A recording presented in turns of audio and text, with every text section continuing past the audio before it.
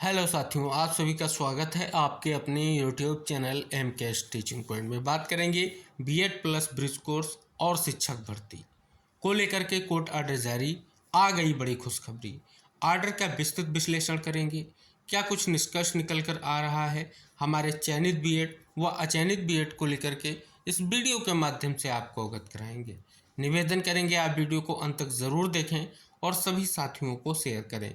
जो साथी चैनल पर पहली बार विजिट कर रहे हैं तो कृपया चैनल को सब्सक्राइब करके बेल आइकन जरूर प्रेस कर लें, जिससे ऐसी महत्वपूर्ण इन्फॉर्मेशन आप तक आसानी से पहुंचती रहें। ब्रिज कोर्स को डीएलएड के समकक्ष मानने का मामला, राज्य सरकार को फिर जवाब देने के आदेश। हाई कोर्ट ने राष्ट्रीय मुक्त विद्यालयी संस्थान यानी एनआईओएस से 6 माह का ब्रिज कोर्स कर चुके अभ्यर्थियों को प्राथमिक शिक्षक भर्ती में regular diploma in elementary education यानी डीएलएड के समकक्ष मानने को लेकर के दायर याचिका पर सुनवाई की। कोर्ट ने इस मामले में राज्य सरकार को दोबारा जवाब पेश करने के लिए 3 सप्ताह का समय दिया। अब सुनवाई 6 नवंबर को होगी। वरिष्ठ न्यायमूर्ति मनोज कुमार तिवारी एवं न्यायमूर्ति पंकज पुरोहित की खंडपीठ के समक्ष मामले की सुनवाई हुई। अल्मोड़ा निवासी गोपाल सिंह और 115 ब्रिज कोर्स प्रशिक्षित अभ्यर्थियों ने हाईकोर्ट में याचिका दायर कर कहा था कि वे बीएड डिग्रीधारी हैं और एनसीटी से मान्यता प्राप्त ब्रिज कोर्स किया है। वह प्राथमिक शिक्षक बनने की पूर्ण योग्यता रखते हैं, लेकिन उनको सरकार विभागीय शासनादेश और प्राथमिक शिक्षकों की नियुक्ति के लिए डीएलएड प्रशिक्षण के समकक्ष नहीं मान रही है। इससे सभी प्रशिक्षित बेरोजगार भर्ती प्रक्रिया से बाहर हो रहे हैं। याचिकाकर्ताओं का कहना था कि 2016 में चयनित बीएड टीईटी पास शिक्षकों को विशेष सेवारत प्रशिक्षण एनआईओएस से एनसीटी मान्यता प्राप्त समान नियमों के अंतर्गत दिया गया, इसलिए उन्हें भी विभागीय डीएलएड प्रशिक्षण प्राप्त अभ्यर्थियों के समकक्ष माना जाए। 9 अगस्त से काउंसलिंग शुरू हो गई है, इसलिए काउंसलिंग में शामिल करें। ब्रिज कोर्स के प्रांतीय अध्यक्ष सुरेंद्र सिंह ने कहा कि यह कोर्स एनसीटी के नियमों के तहत किया है, पर सरकार व शिक्षा विभाग उन्हें नई भर्ती प्रक्रिया में शामिल नहीं कर रही है। वर्तमान समय में करीब 2900 प्राथमिक शिक्षकों की भर्ती प्रक्रिया चल रही है, उनको भी इसमें प्रतिभाग करने का अवसर दिया जाए। उन्होंने यह कोर्स वर्ष 2017 से 2019 के बीच पूरा कर लिया था। अब यहाँ पर आप देख रहे हैं, ये उत्तराखंड प्राथमिक शिक्षक भर्ती के परिपेक्ष में लगातार देख रहे हैं इस मामले पर सुनवाई हो रही है। वो बीएड अभ्यर्थी जो एनआईओएस से 6 माह का ब्रिज कोर्स का प्रशिक्षण ले चुके हैं, वो मांग कर रहे हैं कि उनको रेगुलर डीएलएड के समकक्ष माना जाए और उनको भी प्राथमिक शिक्षक भर्ती में मौका दिया जाए। अब यहाँ पर देख सकते हैं, दोबारा से 3 सप्ताह का समय राज्य सरकार को जवाब देने के लिए दाखिल किया गया है। अब इस समय में क्या कुछ निष्कर्ष निकलेगा, महत्वपूर्ण रहेगा। अगर हम शिक्षक भर्ती के परिपेक्ष में बात कर लें तो अब तक शिक्षक भर्ती में 2 काउंसलिंग हो चुकी हैं, और अगर हम बात कर लें 2 काउंसलिंग के बाद अभी बहुत से पद रिक्त भी हैं, क्योंकि 400 प्लस जो अभ्यर्थी चयनित हैं उन्होंने अभी तक कहीं ना कहीं ज्वाइनिंग नहीं ली, ये भी निष्कर्ष निकल कर आया।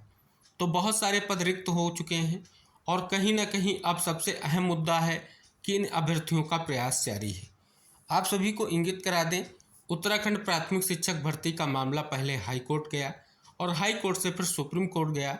वहाँ पर एनआईओएस डीएलएड के लिए जो वैधता का फैसला था वो आया, और जिस फैसले के कारण एनआईओएस डीएलएड कहीं ना कहीं अभी तक वो लड़ाई लड़ी जा रही है कि क्या वैधता को लेकर के आगे स्थितियाँ होंगी, इसका प्रयास जारी है। दूसरी तरफ वो बीएड अभ्यर्थी 11 अगस्त 2023 के फैसले के कारण बाहर हो रहे हैं, जिसमें आप सभी को पता है कि बीएड अब प्राथमिक शिक्षक भर्ती के लिए एलिजिबल नहीं है। इस प्रकार से नियमावली में संशोधन किया गया। संशोधन के बाद अब केवल रेगुलर डीएलएड ही प्राथमिक शिक्षक भर्ती में सम्मिलित हो सकते हैं। इस बिहार पर भर्ती प्रक्रिया को आगे बढ़ाया गया। अब यहाँ पर ये बीएड अभ्यर्थी ब्रिज कोर्स कर चुके हैं, ये मांग कर रहे हैं कि इनको भी डीएलएड के समकक्ष माना जाए और इनको कहीं ना कहीं जो वर्तमान में भर्ती प्रक्रिया चल रही है उसमें इनको सम्मिलित किया जाए। और इन्होंने यह प्रशिक्षण 2017 से 2019 के बीच पूरा कर लिया था, ये भी कहीं ना कहीं इंगित कराया गया है। हालांकि इस मामले पर पहले भी जब सुनवाई हुई थी तब भी कहीं ना कहीं सरकार ने जवाब मांगा था, और इस बार भी सरकार ने जवाब देने के लिए समय मांगा है। अब इस समय के बाद क्या निष्कर्ष निकलेगा, महत्वपूर्ण रहेगा। तो इस प्रकार से अगर आप देखेंगे, कोर्ट ने अपना एक महत्वपूर्ण निर्देश जारी किया है कि आखिर इस पर सरकार का क्या जवाब आएगा। ये जो जवाब होगा यानी हलफनामा होगा वो बहुत ही महत्वपूर्ण रहेगा। तो फिलहाल ब्रिज कोर्स किए हुए बीएड अभ्यर्थियों का एक बेहद ही महत्वपूर्ण प्रयास है और कहीं ना कहीं निष्कर्ष निकल कर आए ऐसी उम्मीद की जाती है। बात कर ले साथियों, चयनित बीएड को लेकर के आप सभी को पता है कि सुप्रीम कोर्ट में क्लेरिफिकेशन याचिका जो लगाई गई थी उसका 8 अप्रैल 2024 का फैसला स्पष्ट तौर पर कहीं ना कहीं निर्देशित करता है कि जिन बीएड अभ्यर्थियों की नियुक्तियां 11 अगस्त 2023 के फैसले से पहले हो गई हैं उनको ब्रिज कोर्स का प्रशिक्षण दिया जाए, जिससे वो कहीं ना कहीं रेगुलर डीएलएड या डीएलएड के समकक्ष उनकी योग्यता हो सके और वो कहीं ना कहीं उनकी नियुक्तियां सेफ हो सके। तो उस परिपेक्ष में साथियों ये भी इंगित कराया गया कि एनसीटी में लगातार बैठकें हो रही हैं और कहीं ना कहीं जल्द से जल्द पाठ्यक्रम को डेवलप किया जाएगा और उन समस्त चयनित बीएड अभ्यर्थियों को उस प्रशिक्षण से गुजरना होगा, जिससे कहीं ना कहीं उनकी नियुक्तियां सेफ हो सकें। तो इस प्रकार से साथियों अगर हम यहाँ पर बात कर लें, इस खबर में वो हमारे समस्त अचयनित बीएड डिग्री धारकों का प्रयास है जो लगातार ये मांग कर रहे हैं कि उनको ब्रिज कोर्स के साथ साथ कहीं ना कहीं स्पष्ट तौर पर उनको डीएलएड के समकक्ष मानते हुए भर्ती में मौका दिया जाए। अब 6 नवंबर की जो सुनवाई होगी बहुत ही महत्वपूर्ण होगी, क्या निष्कर्ष निकलेगा ये भी महत्वपूर्ण रहेगा। लेकिन यहाँ पर आप देख रहे हैं कि विशेष तौर पर कहीं ना कहीं भर्तियों के परिपेक्ष में कई सारे निष्कर्ष आपको देखने को मिल रहे हैं, क्योंकि आप सभी को पता है चाहे एनआईएस डीएलएड हो चाहे बीएड हो, वैधता को लेकर के सुप्रीम कोर्ट का फैसला आ चुका है। वैधता के परिपेक्ष में अगर बात कर लें, बीएड के परिपेक्ष में जो एनसीटी का गजट 2018 का था जिसमें प्रावधान था कि जो बीएड अभ्यर्थी प्राथमिक शिक्षक भर्ती में शामिल किए जाएंगे उनको 6 माह का ब्रिज कोर्स कराया जाएगा। और साथ ही एनआईएस डीएलएड के लिए आप सभी को पता है हाई कोर्ट से एक बड़ा निष्कर्ष निकला कि उनको प्राथमिक शिक्षक भर्ती में शामिल किया जाए। हालांकि उस आदेश को जब सुप्रीम कोर्ट में चैलेंज किया गया तो एनआईएस डीएलएड अभ्यर्थियों को इस बिहाफ पर प्राथमिक शिक्षक भर्ती के लिए एलिजिबल नहीं माना गया कि जो रेगुलर डीएलएड का डिप्लोमा है वो 24 मंथ का है और एनआईएस डीएलएड का डिप्लोमा 18 मंथ का, ये सेम कैसे है। यही कहीं ना कहीं प्रोसेस है और इसी पर ये जो है मामला आया और निष्कर्ष निकला और सुप्रीम कोर्ट ने अपना फैसला दिया। हालांकि समीक्षा याचिका को एक्सेप्ट किया गया है, ट्रांसफर पिटीशन याचिका भी लगी हुई है 23 तारीख की सुनवाई को।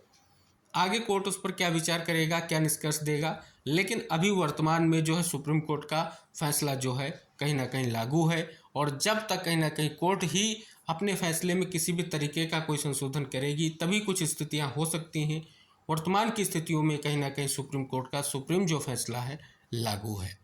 तो इस प्रकार से साथियों ये खबर का निष्कर्ष कहता है कि वो बीएड अभ्यर्थी अब प्रयास कर रहे हैं जिन्होंने ब्रिज कोर्स का प्रशिक्षण ले रखा है और कहीं ना कहीं वो अब प्राथमिक शिक्षक भर्ती में सम्मिलित किए जाने की मांग कर रहे हैं।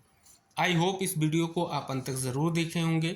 अगर आपने इस वीडियो को अंत तक देखा है तो अन्य साथियों तक भी शेयर करें और अगर आप चैनल पर पहली बार विजिट कर रहे हैं तो कृपया चैनल को सब्सक्राइब करके बेल आइकन प्रेस कर लें, जिससे ऐसी महत्वपूर्ण इन्फॉर्मेशन आप तक आसानी से पहुंचती रहेंगी। हम मिलते हैं नेक्स्ट अपडेट के साथ, तब तक के लिए टेक केयर, बाय बाय साथियों।